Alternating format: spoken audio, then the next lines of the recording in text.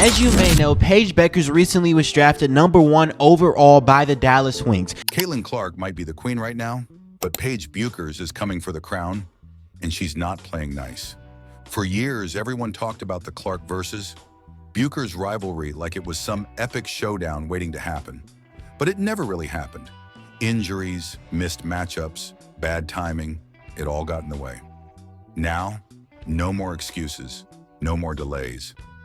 With Bueckers set to go #1, won in the 2025 WNBA draft, and Caitlin Clark already lighting up the league, the rivalry is finally about to get real.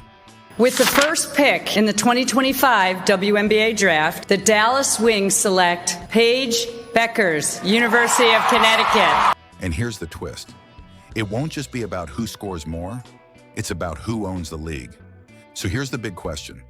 Can Paige Bueckers actually dethrone Caitlin Clark in the pros? Or is Clark already too far ahead, building her empire with rookie awards, million-dollar deals, and sold-out arenas while everyone else is still trying to catch up? We're diving into all of it. The missed college battles, the loaded WNBA schedules, the roster shakeups, and the pressure sitting squarely on Bueckers' shoulders. But before we hit the court, do me a favor. Like this video, subscribe to the channel, and turn on those notifications. You're not gonna wanna miss what's coming next. All right, let's not waste time. You saw the title, you clicked for drama, so here it is. Is Paige Bueckers actually about to dethrone Caitlin Clark? Because this ain't college anymore. This is the WNBA, and the gloves are finally coming off. Everyone hyped up the high school class of 2020. You had juggernauts like Paige Bueckers, Caitlin Clark, Angel Reese, Haley Van Lith, Cameron Brink, and Camila Cardoso. Stacked doesn't even begin to cover it. But here's the thing. While Clark and Reese gave us the smoke in college, Bueckers and Clark, it never hit. They were supposed to battle for the crown. Instead, we got scheduling chaos, injuries, and missed moments. Their college head-to-heads were underwhelming. In 2021, UConn slapped Iowa in the Sweet 16, but Bueckers didn't even dominate. That was Kristen Williams and Aaliyah Edwards' show. 2022, Paige tore her ACL.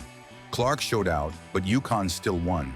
I know Caitlin, of course, we go way back, Midwestern. We had a lot of battles in AAU and stuff like that. We played together on Team USA. I think she's just a competitor. She wants to win. No rivalry.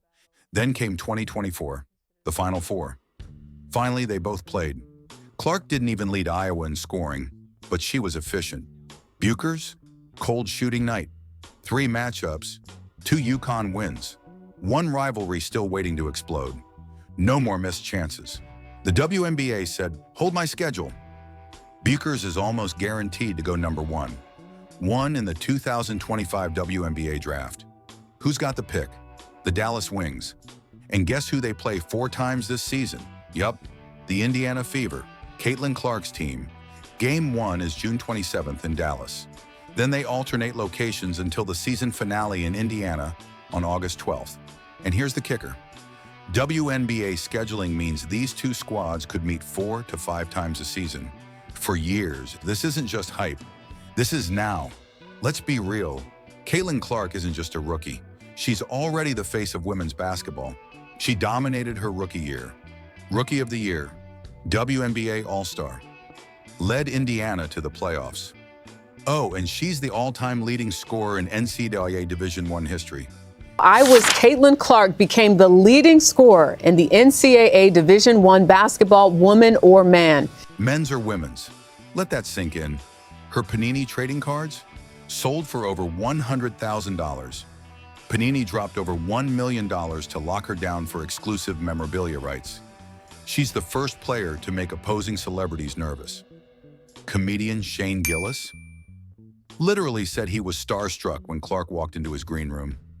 We were at lunch and I was like, it'd be sick if Caitlin Clark came to the show. That'd be nice. She was like, yeah, sure. What? Yeah. That's and sick. I walked in and I was like, This is the house Caitlin Clark built, he said. Not bad for someone who hasn't even played their second WNBA season yet. So can Bueckers really touch that? Here's what makes this spicy. If Bueckers goes to Dallas, she's not riding the bench. She's not easing in. She's going to be running the show from day one. She'll have Arike Ogunbowale beside her, one of the most aggressive scorers in the league.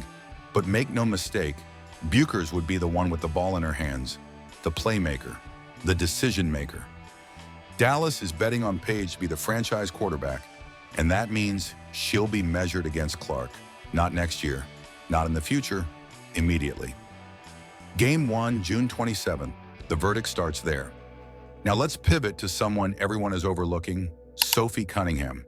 She just left the Phoenix Mercury, played 6 seasons with Diana Taurasi, the GOAT, learned the game, the mindset, the body control, the professionalism. She literally said, "I was a sponge around DT."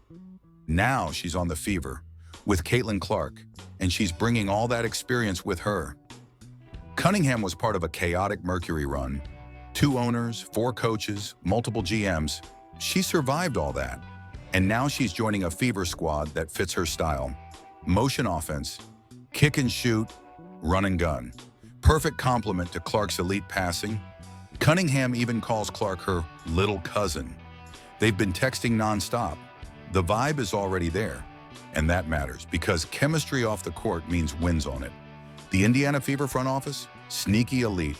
GM Amber Cox has been chasing Cunningham since before she even became GM. But again, like, this is just a new style, and this is the style that I thrive in. When you have people who can shoot the ball, who move the ball, who are running gunners, and share the ball, like, this is the type of offense that I want to be in. And so I'm just stoked. Once Cox landed the role on October 4th, 2024, she made the call. Cunningham said, "Perfect timing."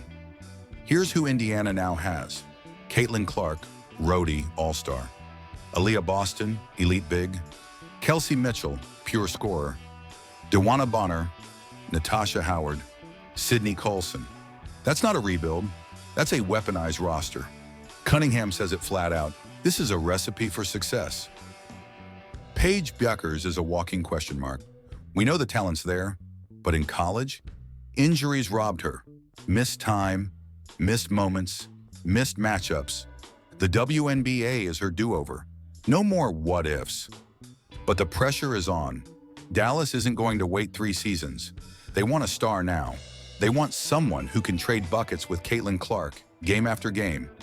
And if Bueckers doesn't deliver from the jump, the narrative will spiral. Can she really go toe-to-toe with a player whose rookie cards sell for 6 figures? Whose name makes comedians sweat? Whose highlights break the internet? That's the gauntlet, and it's brutal. Here's where it gets juicy. This isn't just about Clark versus Bueckers. This is about what the WNBA is becoming. Clark brought eyeballs, merchandise, TV ratings, viral clips. The league knows it. That's why they built the schedule the way they did. 4 Fever versus Wings games minimum. Probably more. They want this to be the next Bird versus Magic. And it could be. We've never had 2 players with this kind of hype, backstory, and unfinished business entering the same league at the same time with head-on matchups every few weeks. Add in the pressure, the brands, the trading cards, the weight of expectation. One misstep, it's headlines. One monster performance, it's legacy. This isn't just rivalry. This is chess with sneakers on. Let's be real.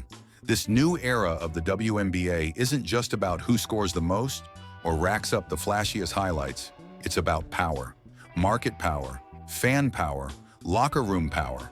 And Caitlin Clark already flipped the entire league upside down with it. She didn't just show up, she took over, sold out arenas, got herself million-dollar deals, turned casual fans into full-blown Fever diehards. That's not normal rookie behavior. That's superstar takeover mode. But here's what people aren't talking about enough. Paige Bueckers doesn't have to match Clark's hype to beat her. She just has to win. Clark plays with a target on her back every game. Everyone wants to outshine her. That's exhausting. Bueckers, on the other hand, is coming in under the radar. Well, relatively under the radar. She's got room to grow without every pass being turned into a TikTok clip or every off night being a trending topic. That gives her an edge. She can focus. She can build. She can strike when no one's expecting it. And Dallas, quietly built for her style. Fast, sharp, spacing everywhere. If Bueckers lands there and clicks early, she won't just catch Clark, she'll pass her. So yeah, Clark may be the face right now, But don't sleep on Bueckers. Rivalries aren't won by flash. They're won by rings, leadership, and who shows up when it counts. The WNBA just hit restart, and Paige Bueckers might be the glitch in Caitlin Clark's dynasty. Stay tuned, because come June 27th, everything changes, and that's a wrap. Now I need to hear from you, because this rivalry could shake the league for years. Do you think Paige Bueckers will actually thrive under WNBA pressure? Or will the hype swallow her like it has other #1 picks in the past? If you're the Dallas Wings, do you hand her the keys on day one? Or should they build more slowly and let her grow? And let's flip it. Has Caitlin Clark already done too much too fast? Can anyone in this league, even Bueckers, realistically catch up to the brand she's building? Also, be honest, who would you rather build your franchise around right now? Clark or Bueckers? Why? What's your starting five look like? Let me know in the comments. Drop your takes, hot or cold. I want to hear what the real ones think, not just the Twitter noise.